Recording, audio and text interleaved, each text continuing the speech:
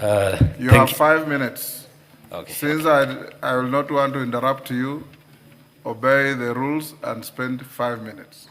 Okay. Thank you, Honorable Speaker, honorable members. Let me state that I'm deeply honored and privileged to be part of this great house. Today, I rise not with the pride of victory, but with the solemn weight of destiny.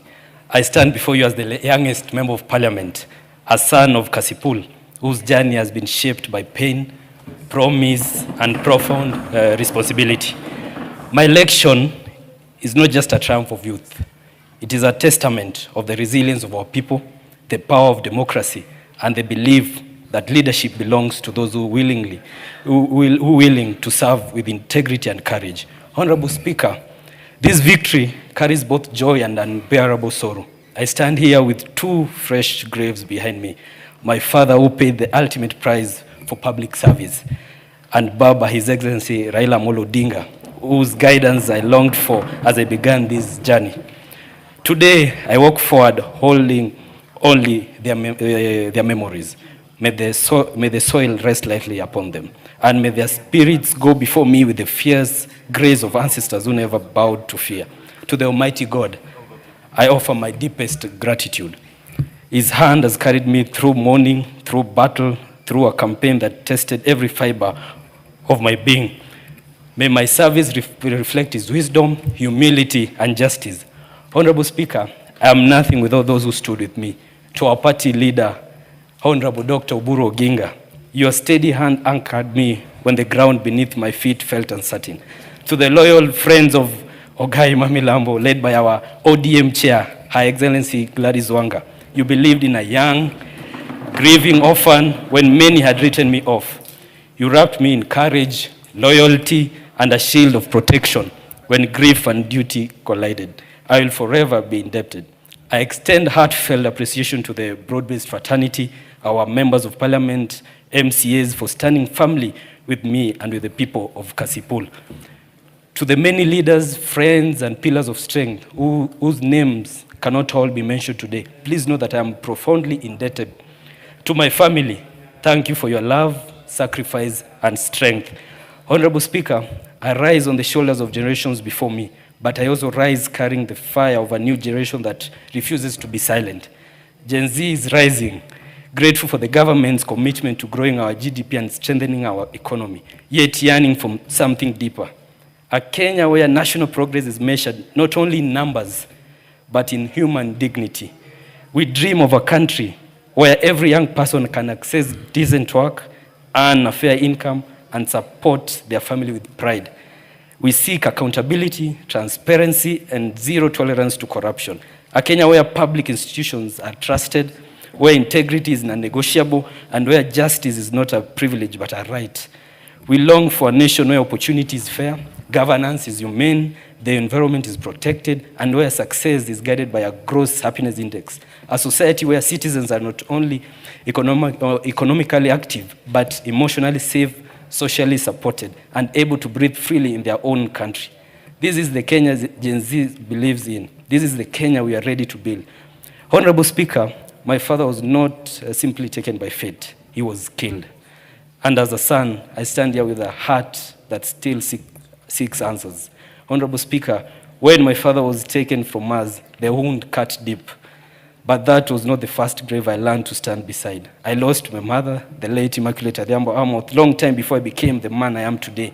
I grew up knowing the weight of absence, the ache of needing a parent who is no longer there to guide you, to pray for you, to dream for you.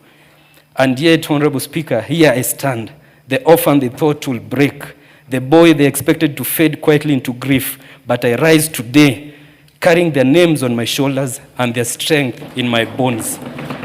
To my late mother, your son did it. Even when they killed our father, your son still stood. Your son still fought. Your son kept going.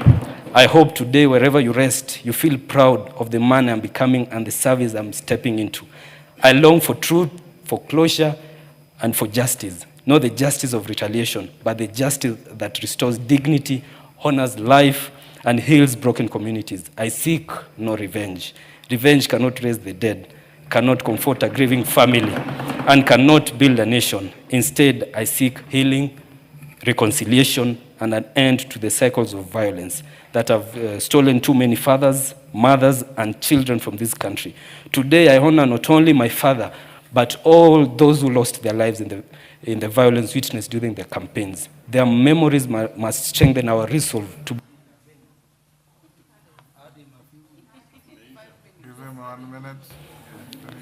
to build a Kenya where no family loses a loved one because of politics, and where elections never again leave empty chairs at dinner tables. May their memories become seeds of peace, not bitterness. The levels of violence we witnessed, where even an honorable member of parliament like Honorable Peter Kaluma was attacked on voting day, clearly shows that we must act, and act urgently. I thank him for standing with me throughout the campaigns and for standing firmly for democracy during its most trying hour. I invite Kenyans, the government, faith leaders, civil society, and our international partners to work with me on this journey of healing. Let us build a country where political competition never again demands human blood, where democracy is defended by ideas, not intimidation, and where every family, regardless of tribe or party, can live without fear. To the people of Kasipul, I am fully aware of the immense responsibility you have placed upon my shoulders.